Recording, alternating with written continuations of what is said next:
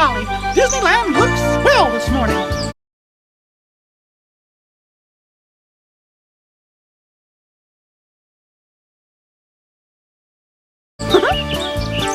Hiya!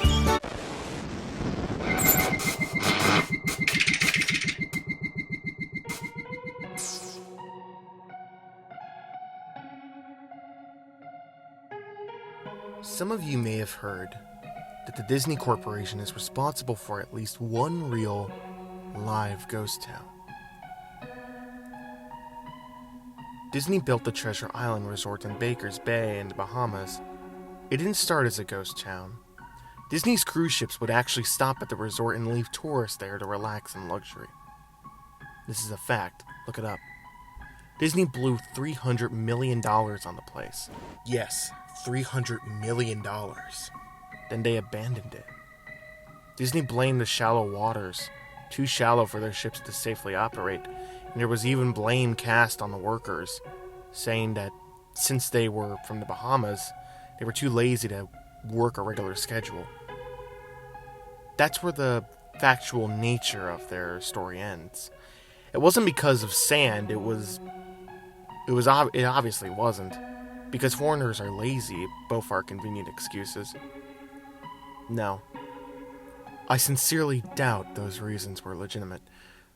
Why I don't buy the official story? Because of Mowgli's Palace. Near the beachside city of Emerald Isle is North Carolina. Disney began construction on Mowgli's Palace in the late 1990s. The concept was a jungle-themed resort with a large, you guessed it, palace in the center of the whole thing. If you're unfamiliar with the character of Mowgli, then you might better remember the story of the Jungle Book. If you haven't seen it anywhere else, you'd know it as the Disney cartoon from decades past. Mowgli is an abandoned child in the jungle, essentially raised by animals and simultaneously threatened, pursued by other animals. Mowgli's Palace was a controversial undertaking from the start. Disney bought up a ton of high-priced land for the project. There was actually a scandal surrounding some of the purchases. The local government claimed eminent domain on people's homes, then turned around and sold the properties to Disney. At one point, a home that had just been constructed was immediately condemned with little to no explanation. The land grabbed by the government was supposedly for some fictional highway project, knowing full well what was going on. People started calling it Mickey Mouse Highway. Then there was the concept art. A group of stuffed shirts from Disney Co. actually held a meeting. They intended to sell everyone on how lucrative this project was going to be for everyone.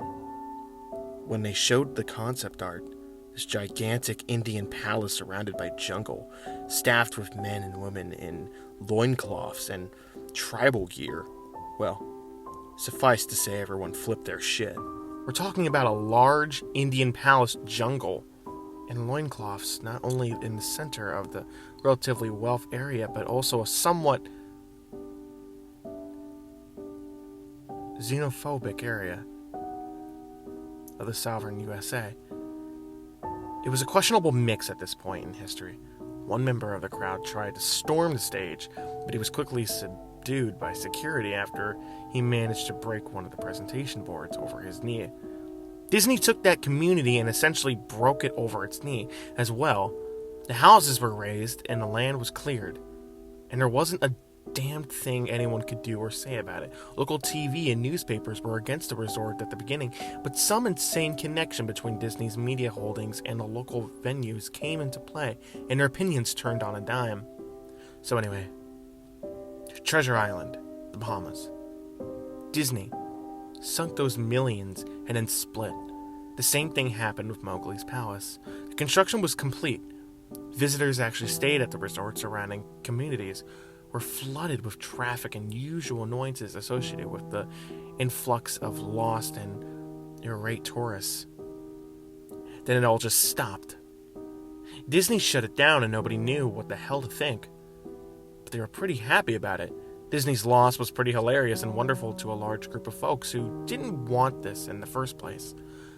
I honestly didn't give the place another thought since hearing it closed over a decade ago. I lived maybe 4 hours from Emerald Isle. So really, I only heard the rumblings and didn't experience any of it firsthand.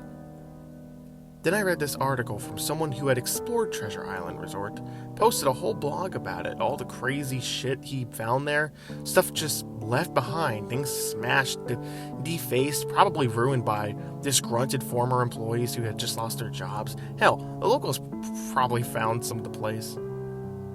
Hell, the locals from all around probably had a hand in wrecking that place. People there felt just as angry about Treasure Island as folks here did about Mowgli's Palace. Plus, there were rumors that Disney had released their aquarium stock into local waters when they closed, including sharks. Who wouldn't want to take a few swings at some merchandise after that? Well, what I'm getting at is this blog about Treasure Island got me thinking. Even though many years had passed since its closing, I figured it might be cool to do some urban exploration at Mowgli's Palace. Take some photos, write about my experience, and probably see if there was anything I could take home as a memento. I'm not going to say I wasted no time in getting there, because honestly, it took me another year after I first found that Treasure Island article to get around to going up to Emerald Isle. Over the course of that year, I did a lot of research on the Palace Resort, or rather, I tried to. Naturally, no official Disney site or resource made any mention of that place. That had been scrubbed clean. Even odder, however, was that nobody before myself had apparently thought to blog about the place or even post a photo. None of the local TV or newspaper sites had one word about the place, though that was to be expected since they had all swung Disney's way. They wouldn't be out there lauding their embarrassment. You know? Recently I learned that corporations can actually ask Google, for example, to remove links from search results. Basically for no good reason. Looking back, it's probably not that nobody spoke of the resort, but rather their words were made inaccessible. So in the end, I could barely find the place. All I had to go on was an old-as-hell map I'd received in the mail back in the 90s.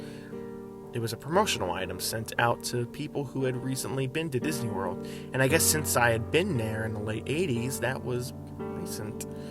I didn't really intend to hang on to it. It just got shoved in my books and comics from my childhood.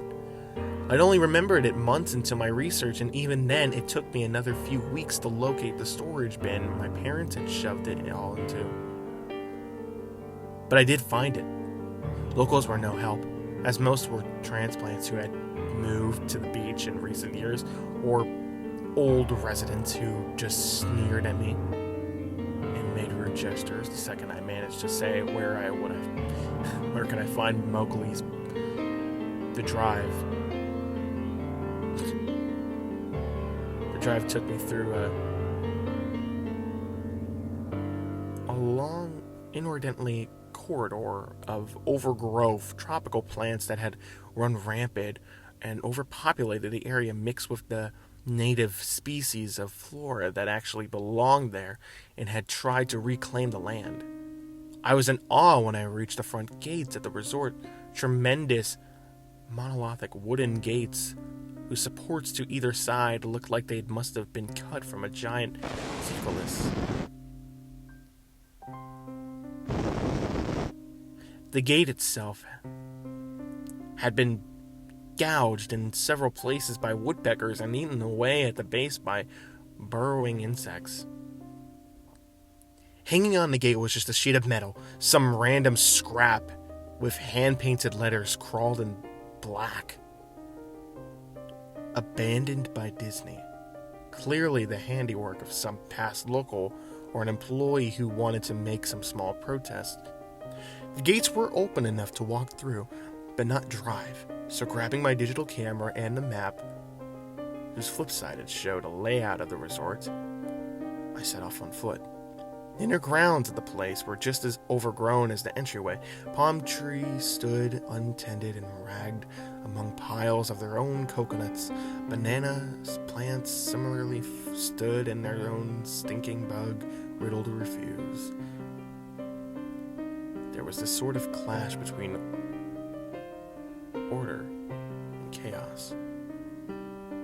As carefully planted rows of perennial flowers mixed with obnoxious tall weeds and stinking blackened mushrooms, all that remained of any outdoor structures were broken, rotting wood and various charred bits of unidentifiable material. What was most likely an information booth or an outdoor bar was now simply a pile of assorted debris, chopped up by past vandalism and ravaged by weather. The most interesting thing on the grounds was a statue of Baloo, the friendly bear from the Jungle Book, which stood in sort of a courtyard in front of the main building. He was frozen in a position where he waved towards, well, no one, staring into empty space with a silly, toothy grin as bird shit covered whole swaths of his fur, and vines ensnared his platform. I approached the main building, the palace, only to find the outside of the building had been covered in graffiti where the original paint had peeled and chipped away. The front doors weren't just open, they had been taken off their hinges and were stolen. Above the front doors, or the gaping maw where they had been, someone had once again painted, "Abandoned by Disney." I wish I could tell you about all the awesome stuff I saw inside the palace. Forgotten statues, abandoned cash registers, a full-fledged secret society of homeless bums, but no. The inside of the building was so stark, so bare, that I actually think people had stolen the molding off the walls. Anything that was too big to steal, counters, desks, giant fake trees, they were all resting amid this empty echo chamber that amplified my every step like a slow rat-a-tat of a machine gun. I checked the floor plan and headed to all the locations that might seem in any way interesting. The kitchen was, you would imagine, an industrial food prep area with all the appliances and space, no expenses spared. Every glass surface was broken, every door knocked off its hinges, every metal surface kicked and dented. The entire place smelled like very old piss. The huge freezer, not even remotely cool now, had row upon row of empty shelf space. Hooks hung from the ceiling, probably for hanging cuts of meat, and as I stood inside for a moment, I noticed they were swinging. Each hook swung in a random direction, but their movements were so slow and small that it was almost impossible to see. I figured it had been caused by my footsteps, so I stopped one from swinging by clutching it in my fist and carefully letting go, but within seconds it started to swing once more. The bathrooms were in much of the same state as the rest of the place, just like the Treasure Island resorts. Some of them were smashed. Each porcelain commode with coconuts and other implements. There was about a half an inch of rancid, stinking stainage water on the floor, so I didn't stay there very long. What's odd is that the toilets and the stinks and the bidets in the ladies' room, yes, I went there, all dripped, leaked, or just ran freely. It seemed to me that they should have shut the water off long ago. There were plenty of rooms in the resort, but naturally I didn't have time to look through them all. The few I did peer into were similarly wrecked, and I didn't expect to find anything there. I thought there was actually a television or radio in one room, as I really think I heard a quiet conversation coming out. Though it was like a whisper, probably. My own breathing echoing in the silence, or just another case of a sound of flowing water playing tricks on my mind.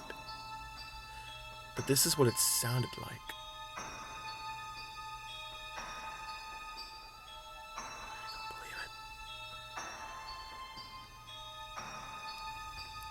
I don't know that.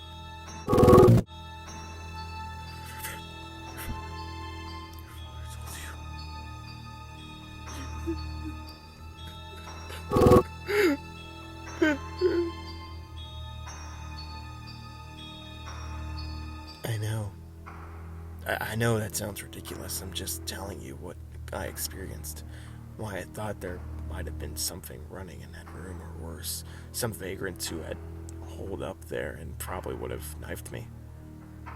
At the front doors of the palace again, I figured I hadn't found anything of note and had wasted a trip up. As I looked out the door, I noticed something interesting in the courtyard that I had apparently missed, something that would give me at least one thing to show for all my trouble, even if it was just a photograph. There was a lifelike statue of a python, maybe 80 feet long, coiled up and sunning itself on a pedestal right in the center of the area. It was almost time for the sun to start setting, so the light fell onto the object in the perfect way for a photograph. I approached the python and snapped a photo. Then I stood on my toes and snapped another. I moved closer again to get the detail of its face. Slowly and casually, the python lifted its head, looked directly into my eyes, turned and shithered away off the pedestal across the grass, and stood into the trees. All 80 feet of it. Its head long disappeared into the woods before its tail even left the sunning spot. Disney had released all their exotic animals onto the grounds. Right there on my floor plan map was the reptile house. I should have known. I read about the sharks at Treasure Isle. And I should have known they'd done this. I was dumbfounded, just utterly stupefied. My mouth must have been hanging open the longest time before I came back down to earth and snapped it shut. I blinked a few times and backed away from where the snake had been, back toward the palace. Even though it was totally gone, I still wasn't taking any chances and backed my way into the building. It took a few deep breaths and slaps to my own face to get myself right in the head again after that. I looked for a place to sit down as my legs were feeling a bit like jelly at this point, of course. There was no place to sit down unless I wanted to recline in broken glass and dead leaf carpet or haul myself up onto the desk of questionably reliability. I had seen some stairs near the palace's lobby and decided to go have a seat there until I felt better. The staircase was far enough away from the front of the building to be relatively clean, save for a few startling accumulation of dust. I pulled a wedge of metal off the wall, once again painted with the "Abandoned by Disney" motto I'd become accustomed to. I placed the wedge on the stairs and sat on it to keep at last somewhat clean. The stairway led downyard, below ground level, using my camera flash as sort of an improvised flashlight. I could see that the staircase ended in a metal mesh door with a padlock, a sign on the door, a real sign, read "Mascots Only." Thank you! This perked up my spirits a little bit for two reasons. One, a mascots only area would have definitely been some interesting stuff back in the day. Two, the padlock was still in place. Nobody had gone down there. Not the vandals, not the looters, nobody. This was the one place I could actually explore and perhaps find something interesting to photograph, or wantedly steal. I'd come to the palace essentially agreeing with myself that it was okay to take anything I wanted because, hey, abandoned. It didn't take much to bust the lock. Well, actually, that's wrong. It did take much to bust the metal plate on the wall that the padlock was hooked to. Time and decay had done most of the work for me, and I was able to bend the metal plate enough to pull the screws out of the wall, something nobody else had apparently thought of or hadn't been able to do at the time. The mascots only area was startling and very welcome change to the rest of the building I'd seen. For one, every second of the third fluorescent light overhead was illuminated. Even though they flickered and faded randomly, also nothing had been stolen or broken. Even if age and exposure were definitely taking their toll, tables had notes, pads, and pens. There were clocks, even a punch-in clock on the wall, complete with filled-out time cards. Chairs were scattered around, and there was even a small break room with an old static-filled television and long rotted-out food and drink on the counters. It was like one of those post-apocalyptic movies, where everything is left in a state of evacuation.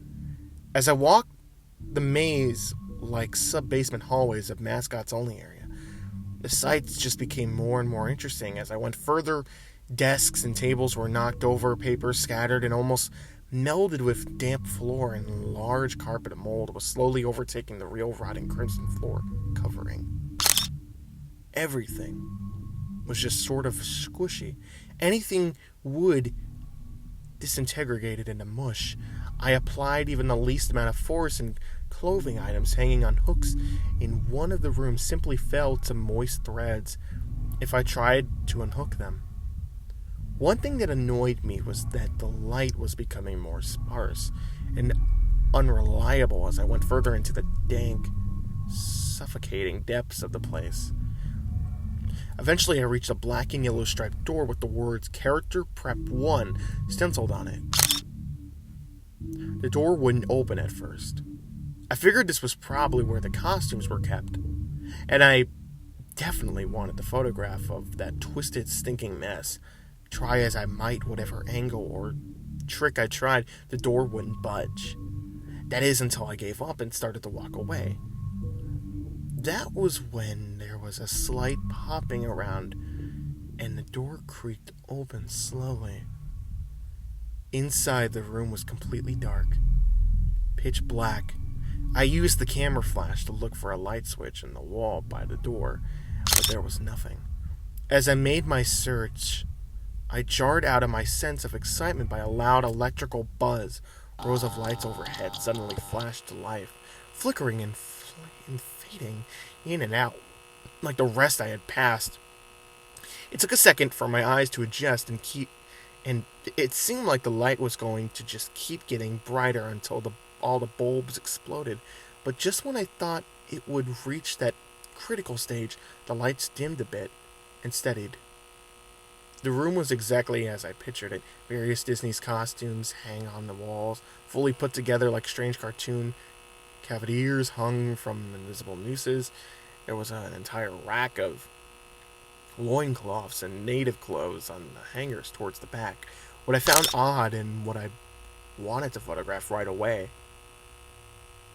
was a Mickey Mouse costume at the center of the room. But unlike the other costumes, it was lying on its back in the center of the floor, like a murder victim. The fur on the costume was rotten and shedding, creating bare patches. But what was even odder, however, was the coloring of the costume. It was like a photo negative, an actual Mickey Mouse. Black where he should have been white, and the white where he should have been black. His normally red overalls were light blue. The sight was actually off-putting enough that I actually put off photographing the thing until last. I took a picture of the costumes hanging on the walls, upward angles, downward angles, side shots to show an entire row of frozen, putrid cartoon faces, some with plastic eyes missing, and then I decided to stage a shot, just one of the bed-ragged character heads on the slick, grimly floor. I reached for a headpiece of a Donald Duck costume and carefully removed it so the thing wouldn't fall apart in my hands. But as I looked into the face of a wide-eyed, moldering head, a loud clattering sound made me jump with fright. I looked down at my feet, and there, between my shoes, was a human skull. It had fallen out of the mascot head and shattered into pieces at me, at my feet.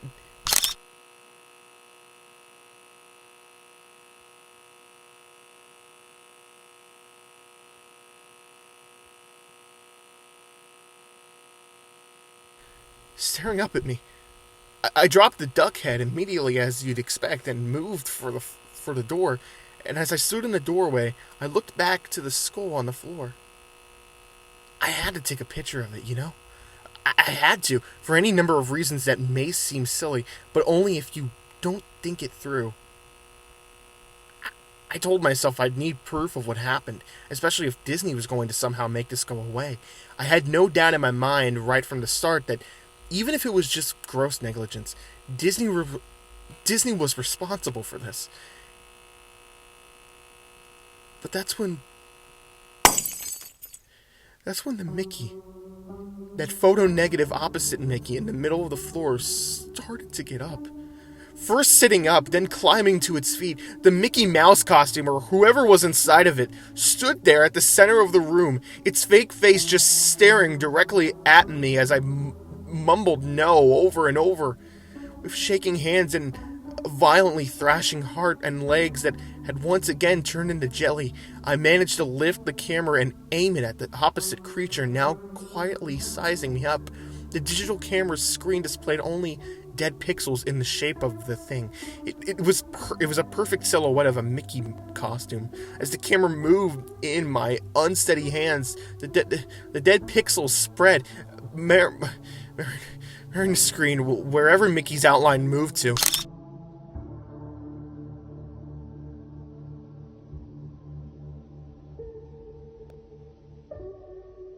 Then the camera died, went blank, and quiet and broken. I raised my eyes once again to the Mickey Mouse costume. "Hey," it said in a hushed, perverted but perfectly executed Mickey Mouse voice. "Huh? Wanna see my head come off?" It started to pull its own head, working its clumsy glove-clad fingers around its neck with clawing, impatient movements similar to a wounded man trying to pull itself free from a predator's jaw. As it worked its digits into its neck, so much blood, so much thick, chunky yellow blood. I turned away as I heard a sickening tearing of cloth and flesh. Only cared about getting away. Above the doorway out of the room, I saw the final message clawed into the metal with bone or fingernails. "Abandoned by God." I never wrote the blog entry about it. After I ran from that place, fled for my sanity, if not my very life, I now know why Disney didn't want anyone to know about this place. They didn't want anyone like me getting in. And they sure as hell didn't want anything like that getting out.